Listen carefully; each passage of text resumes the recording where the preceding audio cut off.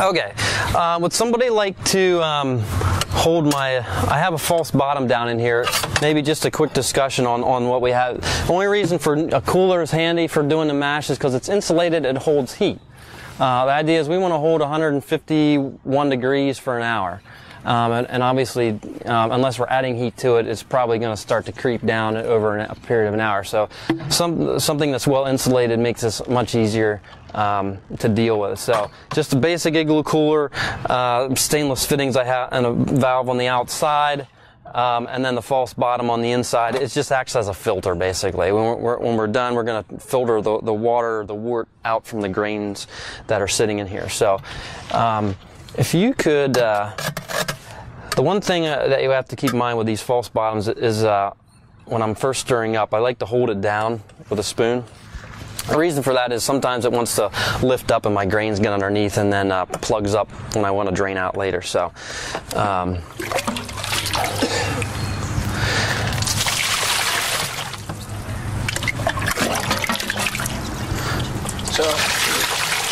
for the sake of the so there's about a gallon, yeah. Coming out of a hose like that, but do you worry about things like pH and the type of water and all that? There are some other points we'll talk about also as far as pH and water. I did want to hit on some of those kind of things. Not super technical, honestly. I'm kind of brewing the same way as so yeah, we'll talk about sanitation a little later. Not super critical right now because we're going to be boiling everything. Not to downplay it, but honestly, unfortunately Chad couldn't be here today, but it'd be fun to kind of get his perspective as far as brewing at Iron Hill. But they're just using municipal water for all their brewing needs. They do a little water chemistry adjusting stuff. I have a water table in here I was going to pull out, and we'll talk about that. I'm making that part simple today. I'm just using a 5.2 pH stabilizer. I'm not sure if anybody has heard of it, but it's a product that's supposed to help just pull in that pH to an optimal range to help with the enzyme conversion. So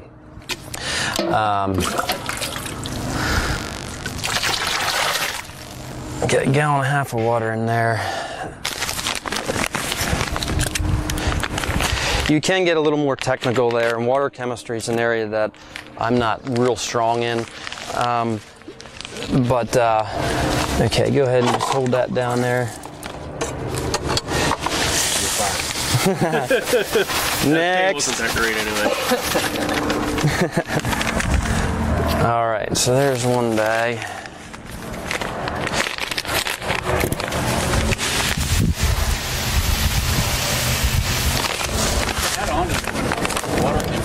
I only mentioned it because one of the first times I met with Chad out at Iron Hill, he bent my ear about water chemistry for about 45 minutes. Okay. I don't know all the ins and outs of it. Just suffice to say that the styles that you can make any style here you want at home. Yeah. But if you're trying to say duplicate a Guinness or do a form like that, you're not going to be able to do it because we don't have the water that they have there. And you can do stuff to modify the chemistry of the water in such a way to try and get it to that, whether it's more acidic or whatever. But there's only so much that you can do. So you'll never be able to make a perfect clone of different types of beers. And I think Chad said that where we are, water really lends itself to wheat beers and some of those lighter body beers rather than some of the darker, heavier ones. Was that the same grain you poured in both bags of same? It was kind of a mix. There was some Pilsner malt, some light Munich, and then some dehusked. It's a German dehusked roasted barley, Carafa 1 and Carafa 3. We have a little bit of that in, and a Cara Amber. So our temperature is at 145 roughly, so it's a little bit on the low side. We're kind of talking a little bit, so it's been cooling down a little. I'm going to add a little more water to it and a little more grain, and we'll see. I might have to fire up the heat on here and get that close to boiling and mix a little bit in. Like I said, the nice thing about this is, I mean, you can go by exact numbers, but I mean, it's just, you know, I just keep it kind of soupy. So these grains are to make something similar to what we're drinking right now. Exactly. That is what we'll be making this batch, and then the next class next month will be drinking it. When you purchase these bags of grain like you just emptied, it's already mixed up? I mean, we do that at the store, yeah. Yep. Yep. In case I forgot to mention, what you're drinking is the Kulmbacher Export, which I think Mark had mentioned is Chad's family's recipe. So he is going to be selling the all-grain versions of this kit at some point later today, if anybody's interested in getting it. So when he says like the grains are already mixed up and crushed, that's specifically from the kit. So if you were to go and say you wanted to make a different type of beer, you might have to mix and match the type of grains that are required for the beer style you're making.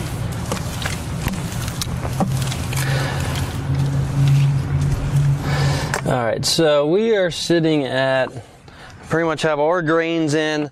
I have adequate water. You can kind of see it's just kind of soupy there. It's not real technical as far as what it should look like. I'd rather go just a little on the thick side to start, so if I need to adjust and add some more water and adjust my temperature, I can. Okay, so it's just under a little bit. So I think what I'm going to do is I'm going to turn my heat on, and I'm assuming the grains will absorb the water as it sits. Yep. Just like if you're something like that.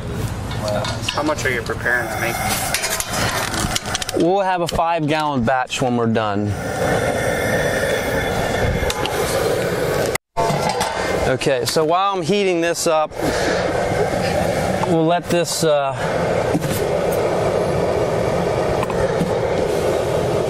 it's actually showing 150 now, so now that it's just kind of settling in, so we actually might be all right on that.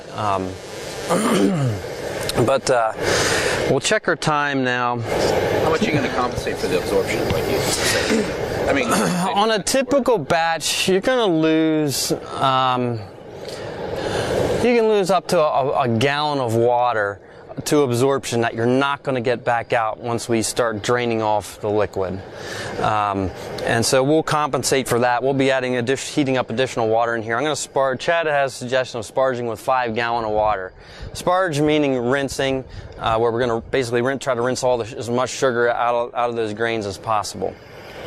So we'll heat that up a little bit later. I want to just check this again. It's actually holding about right. So it's 10:20. So we'll kind of shoot for an hour from here to let this sit. I'll get in. Generally what I do is I like to have a gallon or so left that I'll heat to boil. Probably aren't going to have to change this too much. Probably in about 20 minutes I'm going to throw in some boiling water just to stir it up and bring it up another degree or two to hold it the last half hour, and then I'm going to refill a 5 gallon of water and heat that up for my sparge water for rinsing the grains out, because it's probably going to take me a half hour to get my water up. We'll be shooting for 175 on that temperature range there. So while we're initially letting that sit here, I'll try to get into a little more discussion on the water and the whole enzyme thing, and then we'll maybe try to hop in and do a first segment of history.